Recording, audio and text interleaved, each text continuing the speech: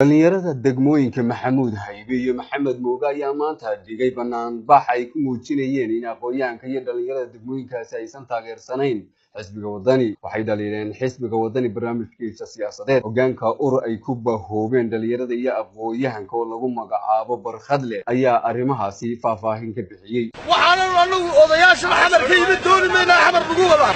xisbi xalankii wadanina wadiga arkaya anagu ma doonayno wadani ma doonayna ucid baalnay ya xisbiga kulmiyaba labada xisbo laga taageersay laakiin wadani waka dibaatada maanta aan galay lagu kalifay xisbiga wadani taasoo ah in uu sheegtay inuu taageero ka haysto xaafadda Maxamuud Haybe iyo Maxamed Mooga sabaxan bulshada Soomaaliland meel ku dhaqantay u sheegina xisbiga wadani leeyahay in aan wax taageero ku lahayn Maxamuud Haybe iyo Maxamed Mooga toro kuna yeerik dadka ku biirayana nimanka siyaasiyiinta ku biiraysa meesha dadka ka timaadee annaga nimo matalaan mudaharaadka waxaan lagu kalifay xisbiga wadani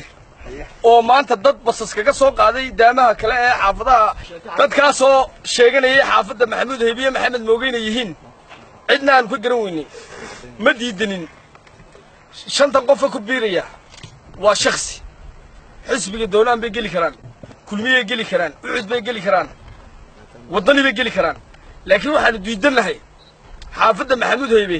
marka la leeyahay waa wadani xaafadda Maxamuud Haybe waxa weeye iyo Maxamed Mooga xisbiga kulmiye iyo xisbiga ucid ayay kala qaybsiin oo hogaamiyo injineer Faysal Cali Waraabe iyo Mujaahid Muuse Biixi Cabdi labadaas baa ka doodi kara kana hadli kara taageerada iyo danaha xaafadaha Maxamed Mooga iyo Maxamuud Haybe intii waxaan raacinay waxa weeye wax nagu kalifay maanta inaan intaas oo dhan isku soo baxno oo taayirada gubno oo dadka inta laga numberka inta laga isugu yimaadaan meesha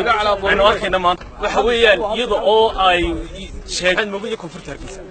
taasana anaguna marka jawaabteedii maanta aanu tusinay inaanay degmada Maxamuud Haybe iyo Maxamed Mooga inaanay iyo koonfurtarkiisa inaanay wax taageero aanu kulayn xisbiga wadani